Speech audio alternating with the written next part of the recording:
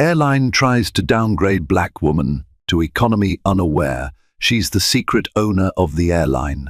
Every so often, a single moment on an airplane can change more than just travel plans. It can shatter prejudices, expose hidden power plays, and spark long overdue reckonings.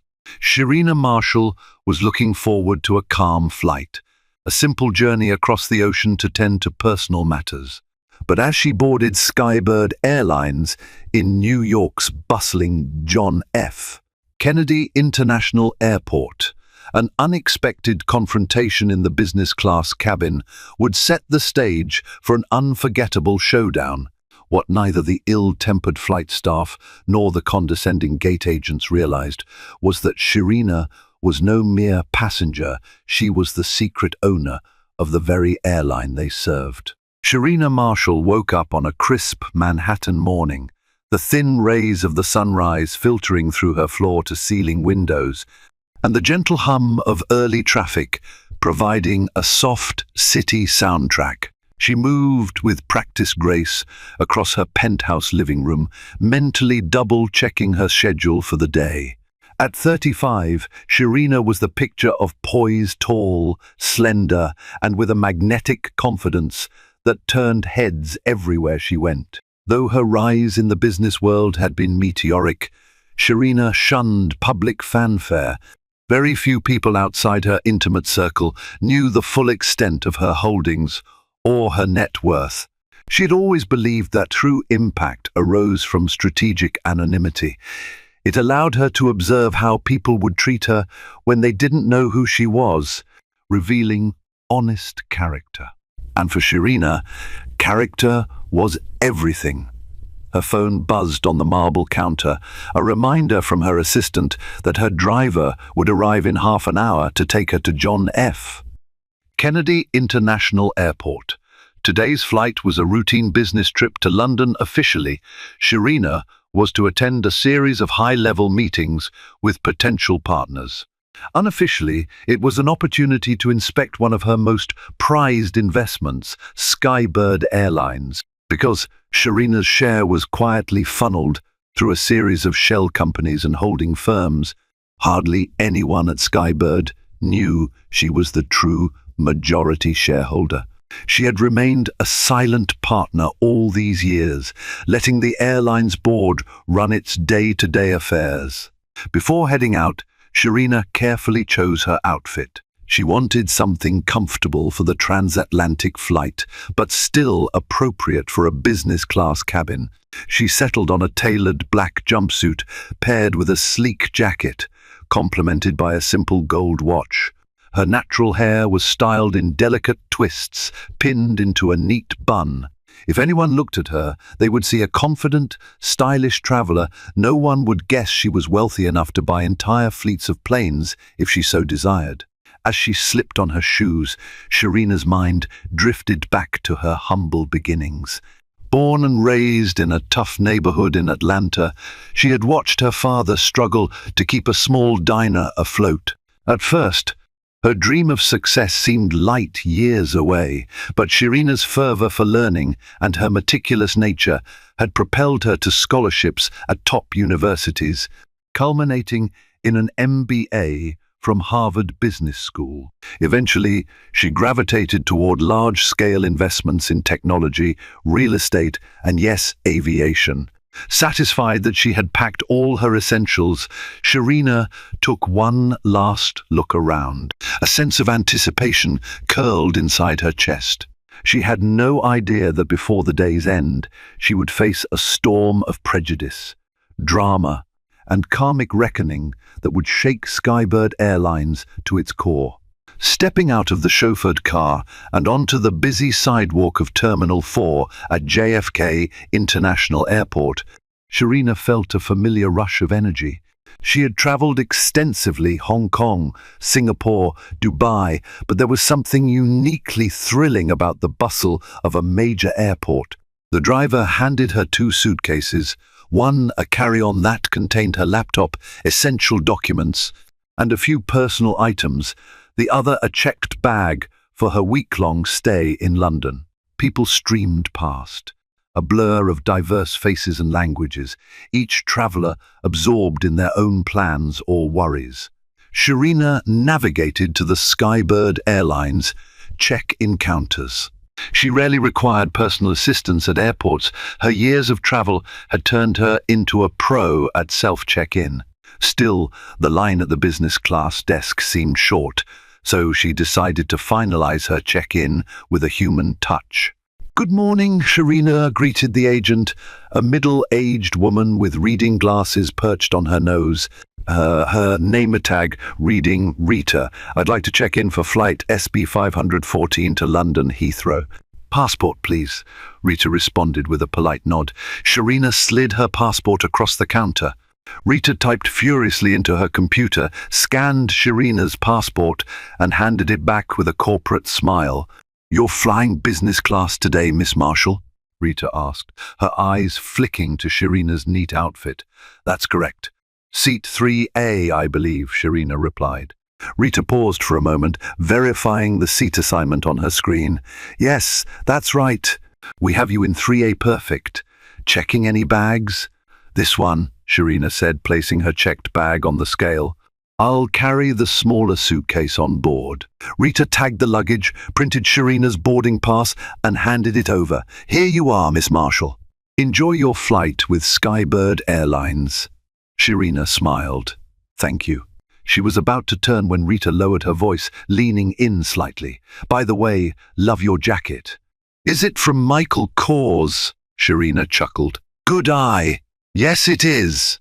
Rita beamed, as if the shared fashion interest momentarily bridged the gap between customer and service agent.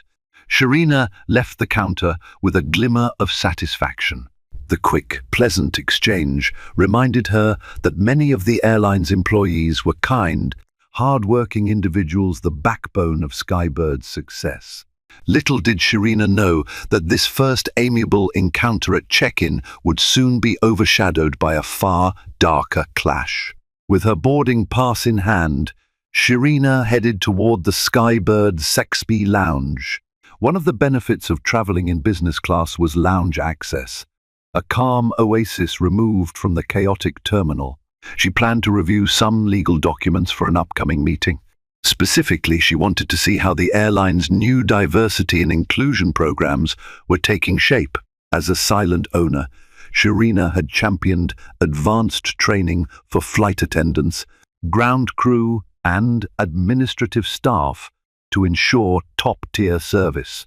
She believed wholeheartedly in building a culture where respect was paramount, especially given her own experiences as a woman of color in corporate spaces.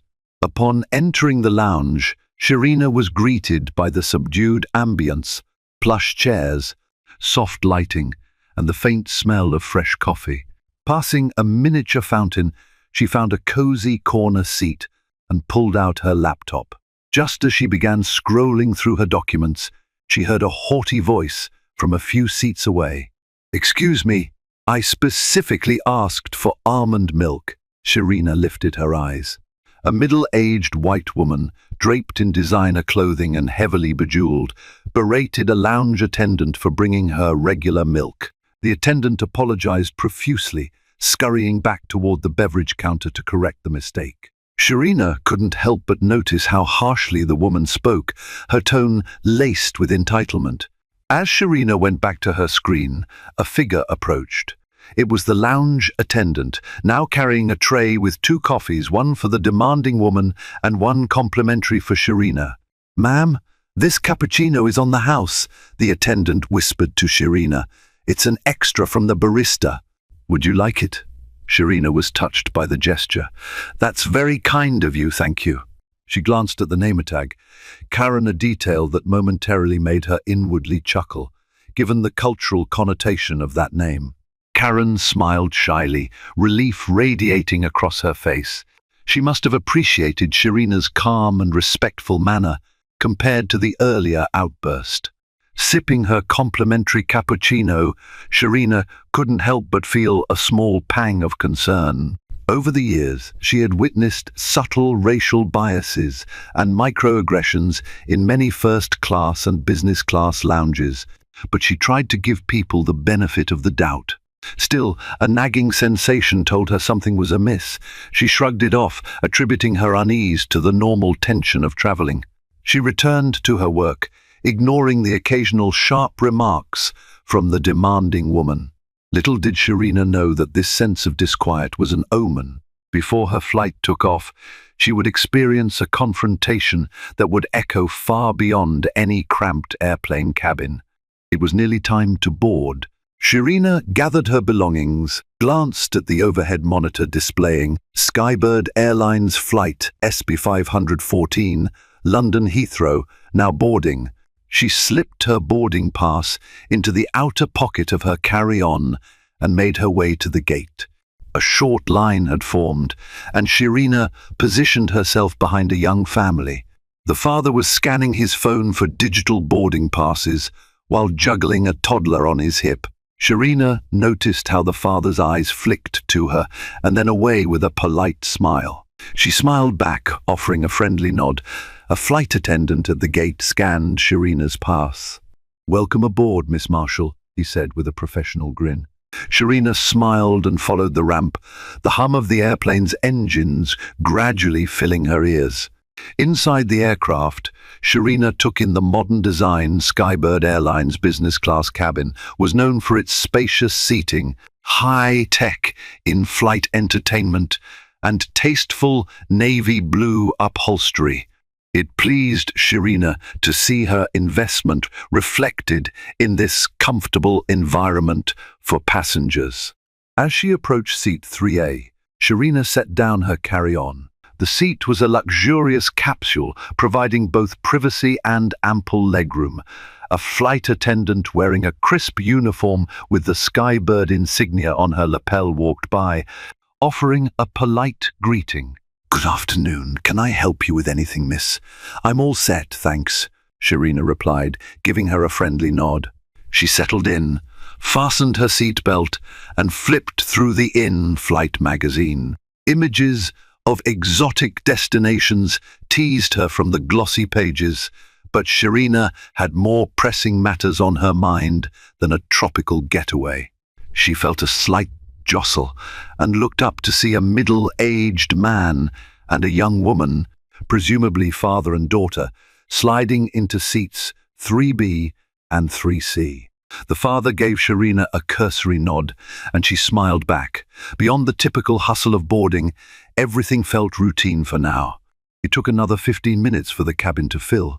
Sharina heard occasional laughter, gentle conversations, and the usual scramble of people trying to stow their carry-ons in the overhead bins. A few rows behind her, someone's phone rang loudly until another passenger hissed at them to silence it. As she looked around, Sharina noticed the same lounge attendant, Karen, step into the business class cabin with a tray of pre-departure beverages. She offered Sharina a choice of water, orange juice, or champagne. Sharina declined politely, not in the mood for a drink before takeoff. Finally, the head flight attendant, a tall man with salt and pepper hair named Robert Hayes, began the pre-flight announcements. It was time to buckle up and switch off electronic devices, or at least put them in airplane mode. Sharina felt a comfortable wave of calm wash over her.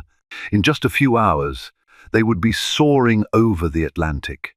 Yet, that calm was about to be shattered by an unexpected and deeply disturbing confrontation. Barely 5 minutes after the cabin doors closed, Sharina felt a light tap on her shoulder. She looked up to see a stern-faced female flight attendant, name tag reading Olivia Benson, standing in the aisle. Olivia's brows were furrowed, her expression decidedly unwelcoming. "Ma'am," Olivia began in a clipped tone, "may I see your boarding pass, please?" Sharina frowned slightly. She had already presented her boarding pass at the gate. Still, she reached into her jacket pocket and handed it over. Olivia glanced at the pass and then at Sharina. Her eyes flicked with a subtle disbelief. "I'm afraid there's been a mix-up," Olivia said curtly. "This seat assignment doesn't seem correct. We'll need you to move to the economy cabin." A wave of confusion swept over Sharina. "I'm sorry, there must be a mistake.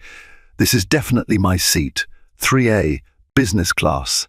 I checked in at the desk, and everything was confirmed. Olivia's lips pressed into a thin line. "Well, according to our records, seat 3A belongs to another passenger. I must ask you to follow me to the rear of the plane. We'll sort this out." A quiet hush fell over the nearby seats as passengers sensed the tension. Sharina felt her pulse quicken. "Olivia, I already have my boarding pass for 3A. As you can see, there's no confusion here. It's clearly printed business class, seat 3A, but Olivia didn't budge. Her stance was rigid, arms folded. "We've had some trouble with false seat upgrades in the past, Miss Marshall. You either move to the seat you purchased in economy, or we'll have no choice but to ask you to deplane." The insinuation was clear and stung Sharina with shocking force. She inhaled, willing herself to remain calm. "I'd like to speak to a supervisor or the head flight attendant," she said, her voice tempered with composed authority. By now, a few curious heads had popped up over the seats, an audience forming to watch the unfolding drama. At Sharina's request, Olivia huffed and beckoned Robert Hayes, the head flight attendant. Robert approached, wearing a more diplomatic expression than Olivia. "What seems to be the problem, Miss Benson?" Robert asked, glancing between Olivia and Sharina. Olivia's words came fast. "We have a passenger who claims seat 3A, but my records show that seat is claimed by someone else." She shot Sharina a distrustful look. "I believe Miss Marshall is supposed to be in economy." Robert studied Sharina's boarding pass. "Well, it does say 3A business class. Miss Marshall, did you book this seat directly through the airline or through a travel agency?" Sharina could sense Robert trying to mediate, but there was still a hint of suspicion in his tone. She answered confidently, "I booked it online, through the airline's website. I even checked in at the business class counter this morning." Robert scanned the barcode on the boarding pass with a handheld device. The little screen beeped, then displayed Sharina's valid seat assignment for 3A. Robert's brow furrowed. He turned the device toward Olivia, showing her the confirmation. "It appears Miss Marshall's seat assignment is legitimate," he said softly, as if not to embarrass his colleague.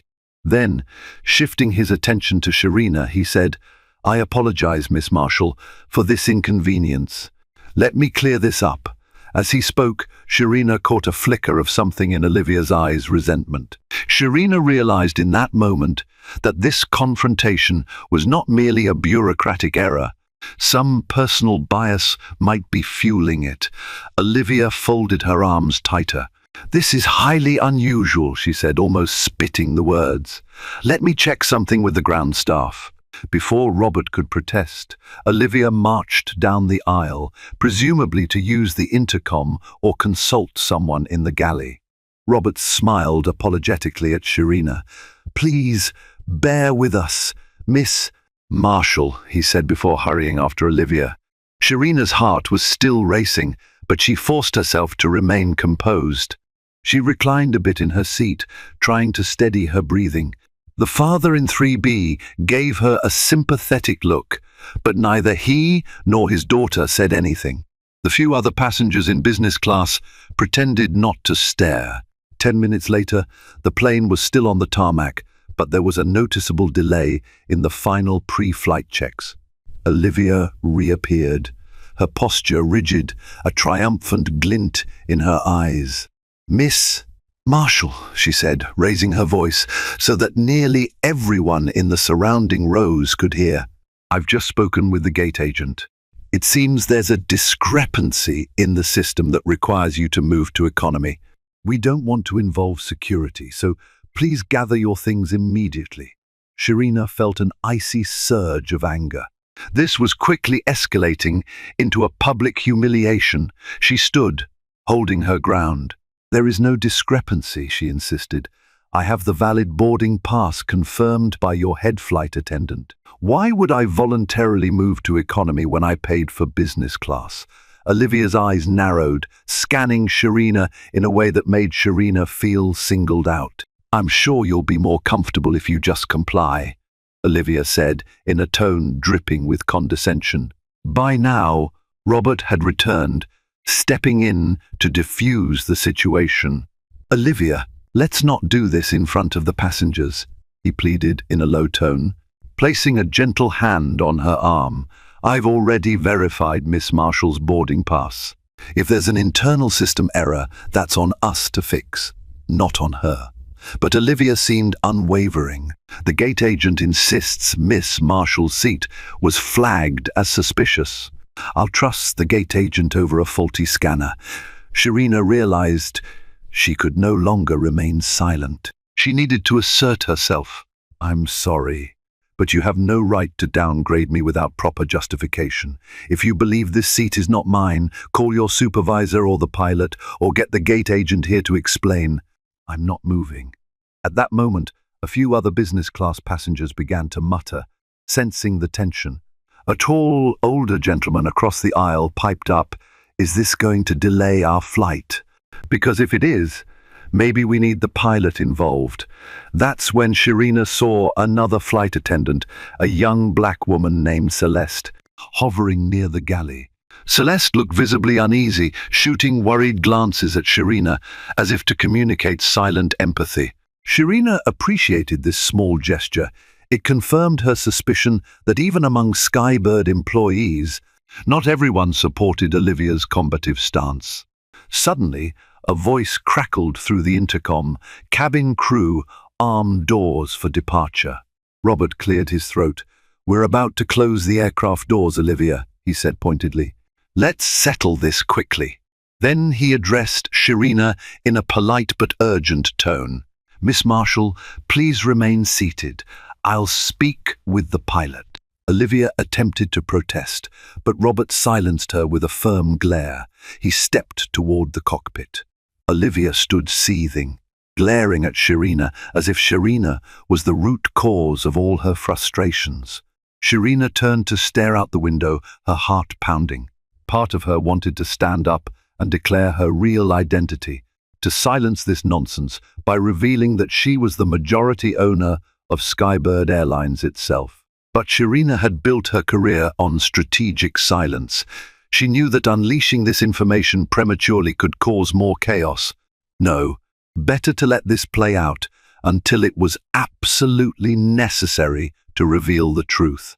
Moments later, Robert reappeared with a man wearing a crisp pilot's uniform, Captain Andrew Bell, one of Skybird's most respected pilots. Captain Bell's calm demeanor radiated a sense of authority. He offered Sharina a polite nod before turning to Olivia. "I've been informed there's a seat assignment dispute?" Captain Bell asked, his tone measured but clearly expecting a rapid resolution. Olivia launched into her version of events. "Captain, this passenger's seat is flagged as a duplicate. The gate agent suggested she's not the rightful occupant of 3A. I'm concerned we have a potential stowaway or someone who manipulated the system." A murmur ran through the cabin. The term stowaway was harsh and implied criminal intent. Sharina felt a flash of indignation.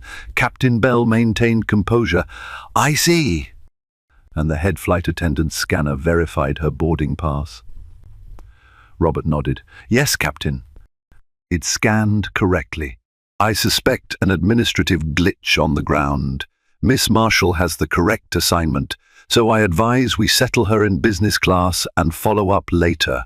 Captain Bell nodded slowly. "Agreed. With all due respect, Miss Benson," he addressed Olivia, "we cannot delay this flight on account of a glitch. Miss Marshall, you're free to remain in your seat. I apologize for the confusion." Olivia's face hardened, but she said nothing. Captain Bell then gave Sharina a respectful nod. "Again, apologies, Miss Marshall. We'll be taking off shortly." With that, the pilot departed to finalize the takeoff sequence, and Robert exchanged a few quick words with Sharina. "We'll bring a complimentary beverage or meal upgrade for you as a gesture of good faith," he whispered.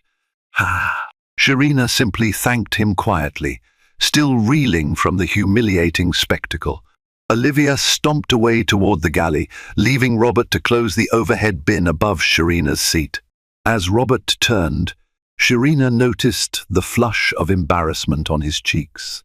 For a moment, Sharina felt sympathy. He was caught between a colleague who was clearly in the wrong and a passenger who was being unfairly targeted. But Sharina also recognized that the time for sympathy might soon end. If the cabin crew's prejudice could be this overt toward a business-class passenger, what about others who couldn't advocate for themselves? Nevertheless, the plane finally began to taxi. Sharina took a deep breath, determined to let the matter rest for now, but fate had other plans. This was only the opening act of a drama about to spiral far beyond seat assignments. 2 hours into the flight, Sharina tried to refocus on her work.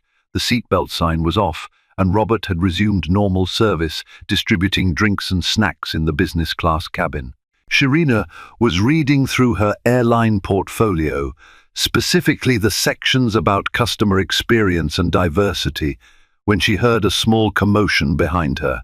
She turned to see Olivia, yet again, standing over the seat of another passenger this time, a young black woman in her late 20s. The woman wore a modest blouse and had her hair in natural curls. She looked terrified as Olivia admonished her about a similar seat confusion. "Ma'am, you're not supposed to be here. This seat is for a passenger who paid for extra legroom," Olivia declared loudly, ignoring the fact that the woman's boarding pass was in her hand. Sharina craned her neck to see the seat number 4D, also part of the business-class cabin. The woman shook her head, tears welling in her eyes. "1. I upgraded at the counter. I have the receipt," she stammered. Olivia refused to look at the receipt. The woman waved. "Ma'am, I've seen plenty of fake receipts. You need to move now." Enough was enough. Sharina unbuckled her seatbelt and rose. The father in seat 3B gave her a cautious glance, but Sharina nodded, signaling she was in control. "Is there a problem, Olivia?"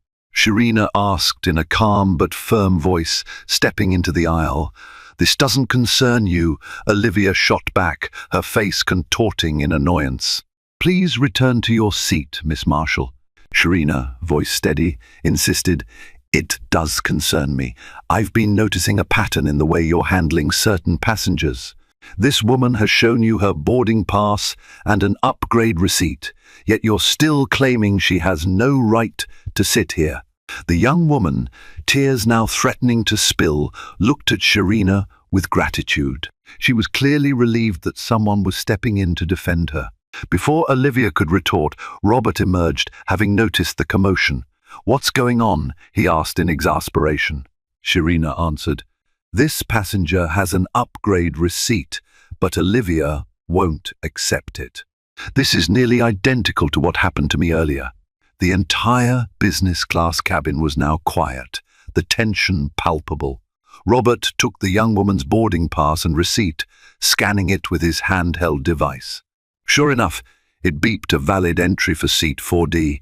Robert's shoulders sagged, frustration evident in his sigh. "It's valid," he said, pointedly looking at Olivia. "She has every right to be in 4D. Let's cease these confrontations, please." Olivia muttered something under her breath, something Sharina couldn't fully catch but sounded suspiciously like "they always find a way." Sharina's stomach twisted in anger. The microaggressions were no longer subtle, they were blatant. Still, Sharina turned to the young passenger and offered her a comforting smile. "You're fine. Enjoy the seat you paid for." The woman nodded, still visibly shaken, but quietly thanked Sharina. She sank into her seat and tried to compose herself. Robert escorted Olivia into the galley out of earshot. Though Sharina couldn't hear the full conversation, the urgent, hushed tones suggested he was reprimanding her. Sharina heard phrases like inappropriate behavior, and "this has to stop." However, Sharina also caught the edge of Olivia's defiance. "Don't lecture me, Robert. We both know what the manual says about suspicious passengers." Sharina returned to her seat, her nerves buzzing. The flight was only 2 hours in, and she was already mentally exhausted. She knew this fiasco wasn't over, that Olivia likely wouldn't let it go. Sharina began to wonder if it was time to expose her real identity. But a part of her wanted to gather more information, see if Olivia was acting alone, or if there was a systemic issue that needed to be weeded out at the highest level. Another hour passed. Dinner service started in the business class cabin, with Robert and Celeste deftly handing out trays of gourmet dishes. Sharina's appetite had evaporated, but she tried to force down a few bites, not wanting hunger to cloud her judgment. As she pushed her half-eaten meal aside, Sharina felt her phone buzz in her pocket, a reminder she'd set for a scheduled meeting via a special in-flight Wi-Fi service.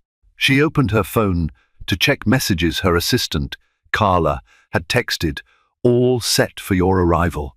Let me know if you need the Skybird board to meet you personally." Sharina's jaw tensed. There it was, the board of directors for the airline she effectively owned. If the staff in this cabin only knew. She typed a quick reply, instructing Carla to schedule a board meeting at the airline's London headquarters the following day.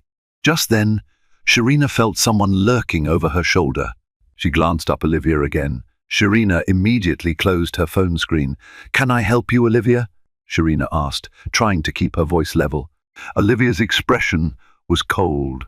"I noticed you're using your phone. We're at a cruising altitude where phone usage is allowed only if it's in airplane mode with Wi-Fi connectivity. You do have the correct plan, I assume." Sharina blinked. "Yes, I purchased the in-flight Wi-Fi package," she replied, holding her temper in check. Olivia's gaze flicked to Sharina's phone with skepticism. "Just make sure you're not interfering with aircraft signals." And with that, she marched off, not waiting for Sharina's response. A part of Sharina wanted to roll her eyes.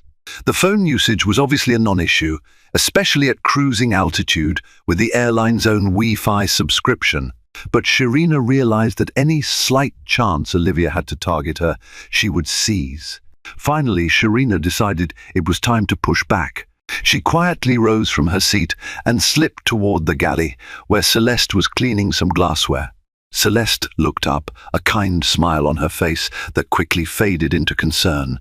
"Miss Marshall, is everything okay?" Celeste asked, voice soft. Sharina mustered a smile. "Not exactly. Can you tell me where I can talk to Robert in private?" Celeste pointed to the small crew rest area, a narrow space near the cockpit door. "He's in there, sorting out some paperwork." Sharina thanked her and made her way to the crew rest area. She knocked gently on the doorframe. Robert, seated on a small stool, looked up, surprise etched on his face. "Miss Marshall, is there something I can do for you?" he asked, setting down the papers. Sharina took a deep breath. "Robert, the first need to speak candidly with you. The way Olivia has acted toward me and another passenger seems blatantly discriminatory. This is unacceptable. I want to file a formal complaint. But more than that, I want to see if this is something that's sanctioned by the airline's management." Robert ran a hand through his salt and pepper hair, looking weary. "Miss Marshall, I fully understand your concern. I assure you that Olivia's behavior does not reflect Skybird's training or policies. She's always been a bit rigid, but this is the first time I've seen her behave this overtly." Sharina studied Robert's face, sensing sincerity in his eyes. "Do you have the power to remove her from this flight?" He frowned. "Not mid-flight, unfortunately.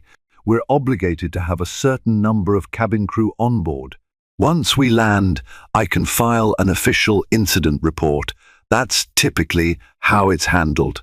Sharina let out a breath, disappointed but not surprised. "All right," she said. "I do expect a thorough follow-up. And let me warn you, Robert, I have connections at the highest levels of Skybird." He nodded, looking perplexed but not skeptical. "I promise you, Miss Marshall, I will do everything I can to rectify this. You have my word." Sharina gave a tight smile. "Thank you." With that, she returned to her seat. She glanced at the flight status on the screen, embedded in the seat in front of her. They were about 4 hours away from London. It was going to be a long 4 hours, but Sharina felt a small measure of relief that Robert, at least, seemed committed to handling the issue. As the flight neared the halfway point, the cabin lights dimmed to encourage rest. Sharina tried to nap, but her mind whirred. She decided to watch a movie to distract herself. Halfway through the film, she caught a glimpse of movement at the corner of her eye. Olivia was heading toward her again, a resolute expression on her face. Sharina paused the movie, dreading whatever new confrontation Olivia had in store. To Sharina's surprise, Olivia's tone was quieter, though still tense. "Miss Marshall," she said, her lips barely moving. "I've just received a message from the ground staff. They want me to collect your passport and boarding pass." Something about final verification. Sharina's eyes hardened. "You are not taking my passport." Olivia's nostrils flared. "MAAM, it's a direct request from the ground staff in JFK. If you refuse," Sharina cut her off, voice calm but resolute. "I will not surrender my passport to you. If there's an issue, we can address it with security when we land. Now please, leave me alone." Staring daggers, Olivia eventually stormed away, spouting something under her breath. Sharina could guess what was happening. She'd heard of discriminatory practices where staff singled out black passengers under the guise of passport verification. Sharina surmised that Olivia was either lying about the ground staff instruction or had twisted some mundane request to harass Sharina further. This was the last straw. Sharina pulled out her phone and typed a quick message to her assistant. Carla, draft a formal complaint to the Skybird board. Also, arrange for a senior management meeting as soon as I land." "I'm done with this nonsense," Carla replied within minutes. "Will do, standing by." Sharina's heart pounded. She was more determined than ever to bring this incident to light. The time for her anonymity was coming to an end, at least for those who had perpetuated these acts of discrimination. For Sharina, the flight couldn't end soon enough. At last, the seatbelt sign turned on for final descent into London Heathrow Airport. The city lights glittered below.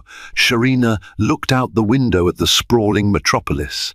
She felt an odd mix of dread and relief, knowing the real showdown would happen on the ground. Upon landing, Sharina noticed Olivia watching her intently as passengers prepared to deplane.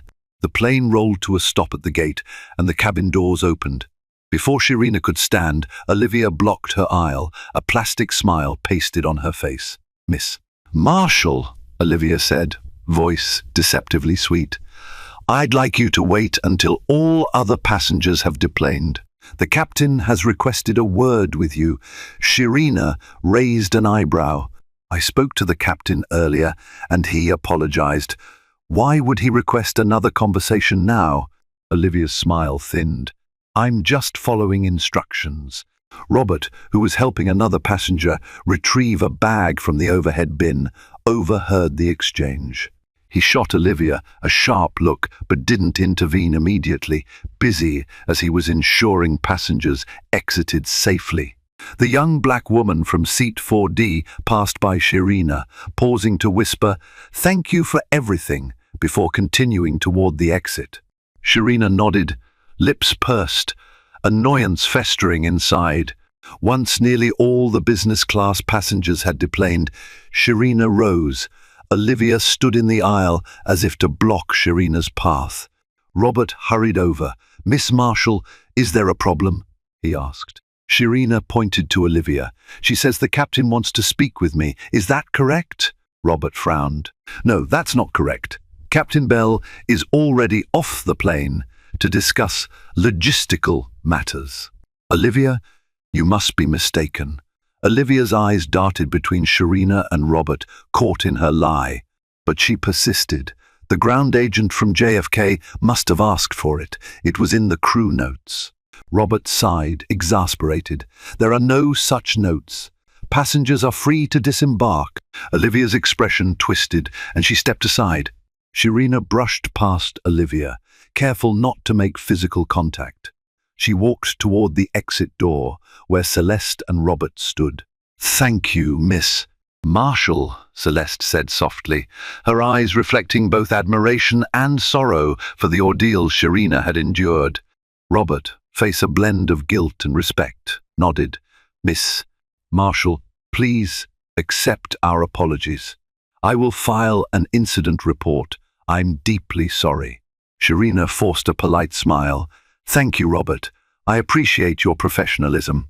Stepping into the jet bridge, Sharina inhaled the stale, cool airport air. She was finally free of the cramped cabin, but the real fight was just beginning. When Sharina entered Heathrow's arrivals corridor, she was met by a tall man in a sharp suit, holding a placard that read, "Miss E. Marshall." This was Brandon, one of the private security consultants Sharina had hired for personal matters abroad. "Miss Marshall," Brandon greeted with a courteous bow. "Carla informed us of the situation. We've arranged a private car. Also, a small group of Skybird executives are on their way to meet you at the arrivals lounge, if you wish." Sharina's eyes narrowed. "Executives already? That's surprisingly quick." Brandon checked his phone. Carla works fast, and word about the mid-flight incident might have spread. Possibly some staff forwarded a preliminary complaint. I also believe some passengers might have taken videos. Sharina's pulse quickened. She recalled a handful of onlookers in business class with their phones out. This was going to be bigger than she thought. "Let's go," she said, her voice firm. Brandon led the way through the immigration and customs lines. Sharina's expedited clearance allowed her to pass swiftly. Her passport was scanned without issue. Soon she arrived at a quieter section of the arrivals lounge, cordoned off with a velvet rope. Inside this makeshift VIP area stood three individuals wearing polished business attire and anxious expressions. Sharina recognized one of them from company photos, Grace Holloway, Skybird's chief operating officer. The other two were likely middle management from the airline's London office. The moment they saw Sharina, they rushed forward, all flustered apologies. "Miss Marshall, I'm Grace Holloway. I came as soon as I heard," said the woman in a polished British accent. She extended her hand, and Sharina shook it, noticing the anxious tremor. "We are so terribly sorry about what happened on your flight. And I understand it wasn't just you. A second passenger reported a similar problem with the same flight attendant." Sharina eyed the small group. She decided to address the elephant in the room. "Yes, Miss Holloway. The flight attendant in question, Olivia Benson, repeatedly harassed me and another black passenger. She attempted to downgrade me, demanded I give up my passport, and used language that suggested discriminatory bias." Grace's face paled. One of the men, apparently the head of Skybird's London HR department, cleared his throat. "I assure you, Miss Marshall, we take these allegations very seriously. We will launch a thorough internal investigation." Sharina's voice was calm but commanding. "I appreciate that. However, I want immediate action. I'm not just any passenger. I'm Sharina Marshall, the majority shareholder of this airline." The three executives looked as if a bomb had detonated in the lounge. Their eyes widened, jaws slack, as the weight of Sharina's words sank in. A hush fell over the group. Grace managed to speak first. You own a controlling share in Skybird?" Sharina nodded. "That's correct. And believe me, I've always preferred to keep a low profile. But this incident was the last straw. I refuse to tolerate racism or discrimination in an airline that I have poured millions of dollars into. Understand?" The executives nodded vigorously. A trembling hush lingered as Sharina continued. I want Miss Benson suspended immediately, pending a full investigation. I also want a thorough review of the airline's staff training. Clearly, whatever protocols are in place, they aren't enough. And if I find that others in management have enabled such behavior, heads will roll. Grace's face showed a mixture of shock, remorse, and fear. We hear you, Miss Marshall. We'll do everything possible to address this swiftly. Please accept our deepest apologies. We'll make this right. Sharina exhaled, feeling the tension in her chest lighten marginally. Good. I'd like a written report on my desk within 48 hours. With that, Sharina turned to Brandon. Shall we go? Brandon nodded and held open the lounge door. The stunned executives parted like the Red Sea. Sharina walked out, her chin high, leaving them to absorb the gravity of her ultimatum. The following day, Sharina arrived at Skybird's London corporate offices, a stately glass and steel building in Canary Wharf. She'd come prepared, wearing a tailored navy skirt suit that radiated authority. Her presence sent a ripple of excitement and nervousness through the staff. Word had spread quickly about the incident on flight SB 514. Rumors circulated that Sharina was not just another passenger, but the biggest shareholder in the entire airline. Grace Holloway and other members of the board were waiting in a sleek conference room. Floor-to-ceiling windows showcased a panoramic view of London's skyline, but Sharina barely glanced at the city. She was here for business.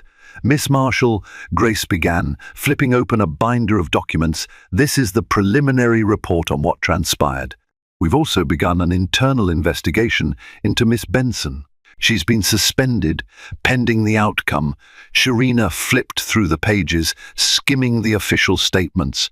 She saw that passengers, including the young woman in 4D, had written formal complaints. Robert Hayes had also given a statement confirming Olivia's inappropriate behavior. Sharina felt a surge of relief that so many had come forward.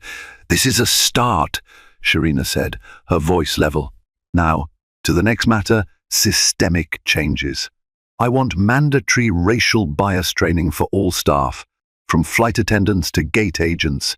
I also want an anonymous reporting system for passengers and employees who witness or experience discriminatory incidents. Grace nodded, scribbling notes. Yes, we're already planning to roll that out. Additionally, we'll reevaluate our performance metrics for cabin crew to reward not just efficiency, but also empathy and professionalism. A slender man in a crisp suit, introduced as Rupert Davies, Skybird's chief legal officer, leaned forward. Miss Marshall, we also wanted to update you on some legal aspects. If Miss Benson is found guilty of discrimination, the airline could face lawsuits. Do you have any preference on how we proceed if that occurs? Sharina didn't hesitate. I want the airline to defend itself properly, but I also want any necessary reparations made to the victims of discrimination. We will not sweep this under the rug. Rupert nodded. Understood. The meeting lasted another 2 hours, going through every detail of the incident and Sharina's expectations for corporate reform. By the end, Sharina felt a mixture of anger and cautious optimism. At least she now had the power to force real change, something that might protect future passengers from enduring what she did. 2 weeks later, Sharina found herself back in London for a follow-up meeting.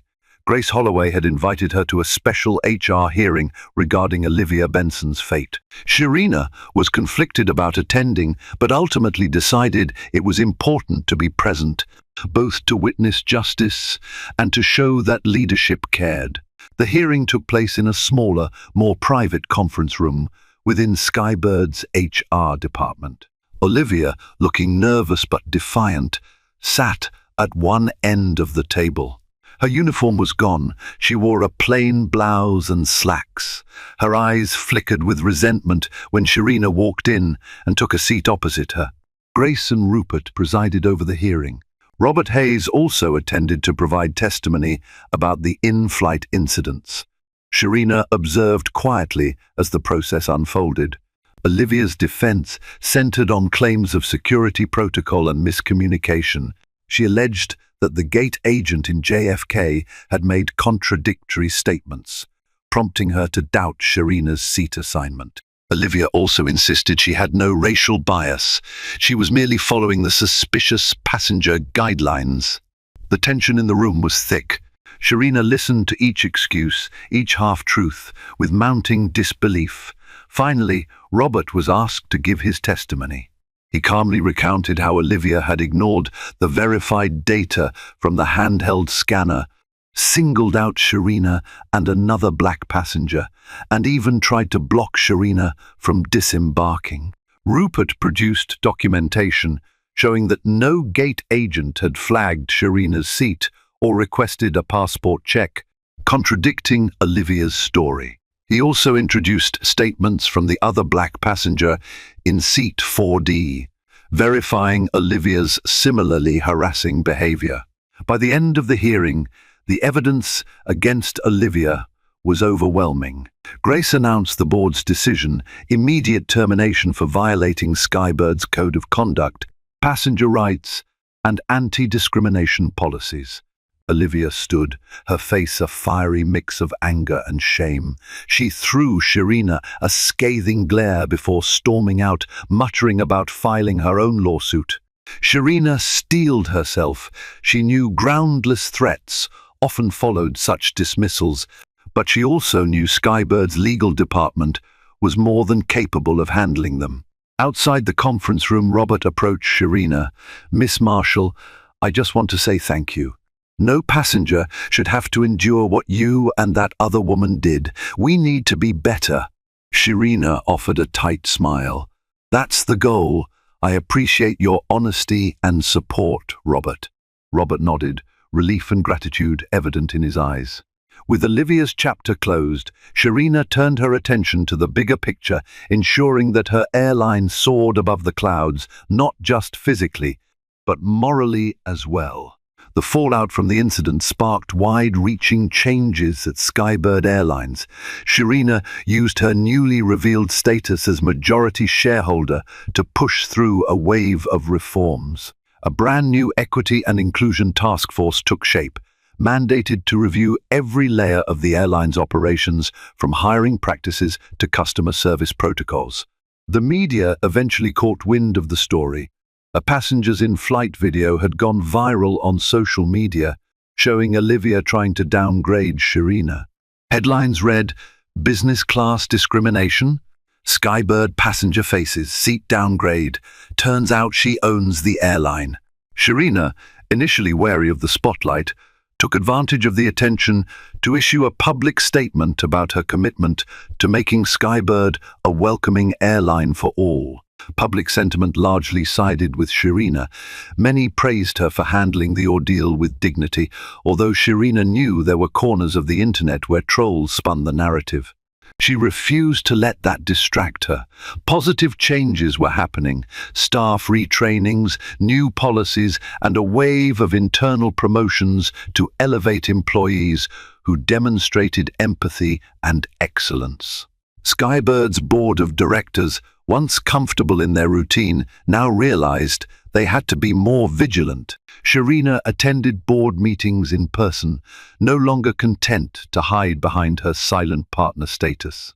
Her presence was impossible to ignore: a powerful black woman taking command in a realm often dominated by men. Interestingly, Skybird's stock price began to climb.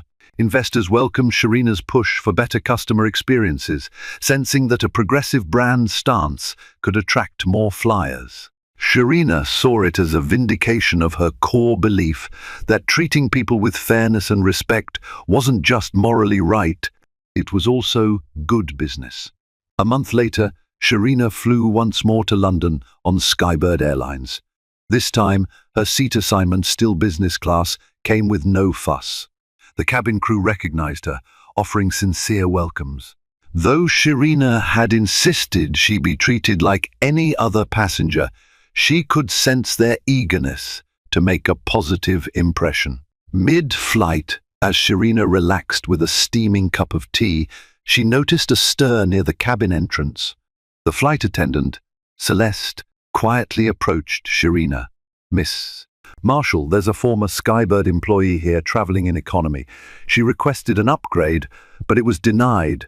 She's quite agitated." Sharina set down her cup. "A former employee? Who?" Celeste's eyes held a hint of discomfort. "It's Miss Olivia Benson, ma'am. She's traveling for some personal matter, apparently." Sharina's eyebrows shot up. What were the chances? "She approached the desk for an upgrade?" Sharina repeated. Celeste nodded. "Yes, but her request was flagged by the system, presumably due to her dismissal. She's causing quite a scene in the economy cabin." Sharina sighed. A swirl of conflicting emotions rose within her. Part of her felt pity for Olivia, jobless and presumably struggling. Another part recalled the deep humiliation and stress Olivia had caused Sharina and other passengers. Before Sharina could respond, Celeste continued, "She's demanding to speak to whoever's in charge. We told her politely that there are no free upgrades, and seat changes are not permitted on full flights without a valid purchase."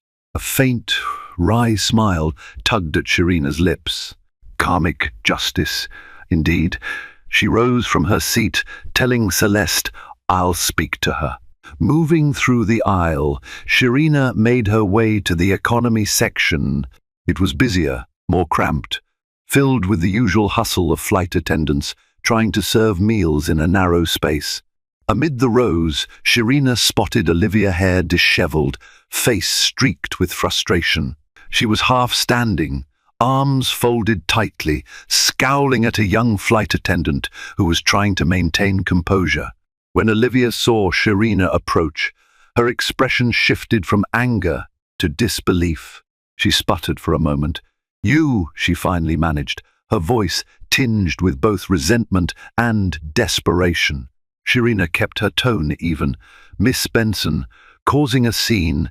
Olivia glanced at the other passengers, who were now very much interested in the drama unfolding in row 28. She lowered her voice. "Look, I just asked for an upgrade. I can't stand economy. I used to be crew, so I know how this works. Couldn't they just seat me in business if there's a spare seat?" Sharina surveyed the cabin. "I doubt there's a spare seat in business class. And even if there were, upgrades aren't handed out based on demands." Olivia clenched her jaw. I'm sorry, okay? For everything. Things got out of hand. Now I'm stuck with no job, and I'm trying to see my family. The least Skybird could do is treat me decently after all the years I gave them." Sharina felt a stab of complex emotion. This was the same woman who had tried to degrade her publicly, whose prejudice had nearly escalated into Sharina being forcibly removed from a flight she had every right to be on. Yet here Olivia was, seeking Sharina's mercy. After a heavy pause, Sharina spoke softly. "Everyone deserves to be treated decently, Miss Benson. That's what I fought for." A flicker of realization passed over Olivia's face. "I know, I messed up, and now I'm paying the price." Sharina nodded. No triumph in her expression, just clarity. "We all deal with the consequences of our actions, Miss Benson. This is how the system works now. If you want a business class seat, you pay or redeem miles. There's no special treatment because you used to work here." Olivia looked down, tears glistening at the corners of her eyes. "Fine," she whispered, sinking into her economy seat. Sharina signaled the young flight attendant to resume the service. She turned to head back to business class, feeling the eyes of curious passengers on her. She didn't relish Olivia's downfall, but she was satisfied that justice had run its course. This was, in its own way, a final karmic note to an otherwise tumultuous saga. Returning to her seat in business class, Sharina tried to relax, letting the adrenaline of the encounter subside. She sipped her tea, a sense of peace settling over her. The humiliations she had endured were real, but they had set in motion a cascade of changes that would make Skybird better for everyone. When the plane touched down in London, Sharina disembarked without delay or drama. Stepping into Heathrow's arrivals terminal, she felt a renewed sense of optimism. She had taken a stand, not just for herself, but for countless passengers who might face similar biases. And in doing so, she had proven that the strongest power wasn't simply wealth or ownership, it was the determination to stand up for what was right, even when it would have been easier to remain in the shadows.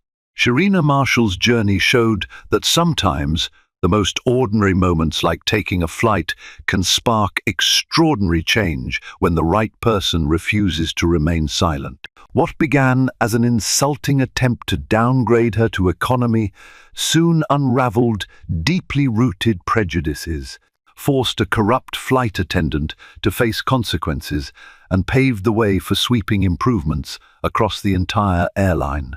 In shining her light on injustice, Sharina set a precedent. No matter how high we may fly, true progress happens when we uplift everyone.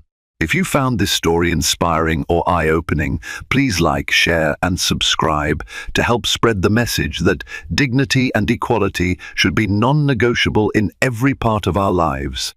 Let's keep the conversation going, keep each other accountable, and never forget that real change often takes just one brave voice to begin. Safe travels, everyone, and stay empowered.